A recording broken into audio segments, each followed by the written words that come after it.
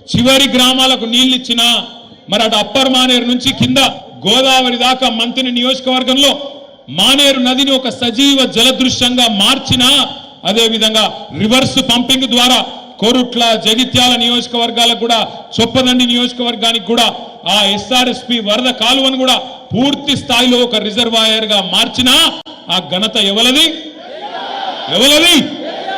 కేసీఆర్.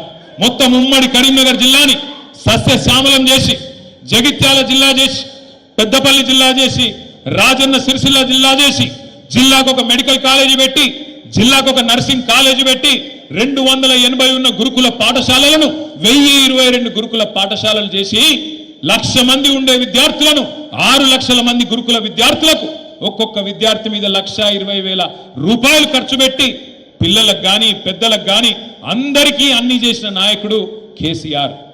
10 ఏళ్ళు బ్రహ్మాండంగా కడుపుల సల్ల గదలకుండా ఎక్కడ కూర్చున్న వాళ్ళకి అక్కడ ఫోన్ల బ్రహ్మాండంగా మెసేజ్లు పడుతున్నాయి. యాసంగి నాటేసే టైం వచ్చిందంటే వానకాలం నాటేసే టైం వచ్చిందంటే మీ ఫోన్లో ఏం సౌండ్ వస్తుండే? టింగు టింగు అంటుండేనా? ఇప్పుడు టింగు లేదు బొంగు లేదు ఉందా? వాడు కొత్తది కనిపెట్టిండు టింగు టింగ్ అంటే కేసీఆర్ అది కొత్త టకీ టకీ అట. టకీ లేదు పికీ లేదు. యాడుంది టకీ టకీ? ఒక్క దగ్గర ఉంది టకీ టకీ, ఒక్క దగ్గర ఉంది. ఢిల్లీలో మాత్రం టకీ టకీ టకీ పడుతున్నాయి పైసలు. రాహుల్ గాంధీ ఖాతాలా ప్రియాంక గాంధీ ఖాతాలా ఆడ మాత్రం పడుతున్నాయి. ఎందుకంటే ఆడ పైసలు ఇవ్వకపోతే పదవి ఉంటుందా? ఊస్టింగే.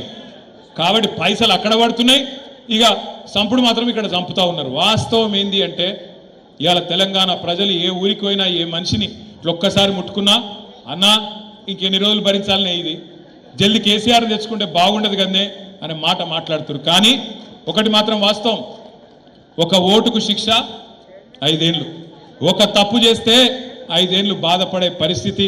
ఏం చేయలేం. ప్రజాస్వామ్య దేశం. ఒక ఓటు 5 ఏళ్లకు మనకు శిక్ష వేస్తుంది. తప్పుడు పాలకులను ఎన్నుకుంటే, తప్పుడు వ్యక్తులను నమ్మితే, అరిచేతిలో వైకుంఠం చూసి మోసపోతే, 420 హామీలు వాటిని నమ్మి ఆగమైతే ఇలా ఈ పరిస్థితి వస్తుంది.